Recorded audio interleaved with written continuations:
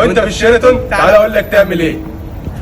اليوم رحنا على الشيراتون عشان نجرب البوفيه. وصلنا المكان والاجواء كانت عالميه، المكان غني عن التعريف. البوفيه بتاعهم كبير جدا وفيه اصناف كتير متنوعه من مطابخ عالميه، يعني في كل ما تشتهي الانفس. في ستيكات من افضل الانواع، وفي اسماك وفراخ ومخبوزات بانواعها وشاورما كمان، وكل طبق عنده حكايه وروايه. هتلاقي عندهم اطباق من مطابخ مختلفه حول العالم.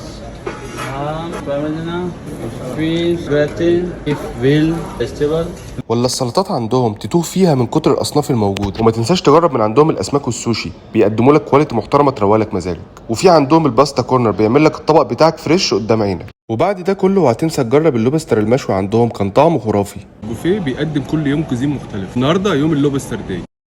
المكان بيتكلم عن نفسه، مش محتاج ان انا اوصفه، لازم تيجي تجربه بنفسك عشان تعرف هو عامل ازاي. واكيد راح تختمها بالكنافه او ام علي.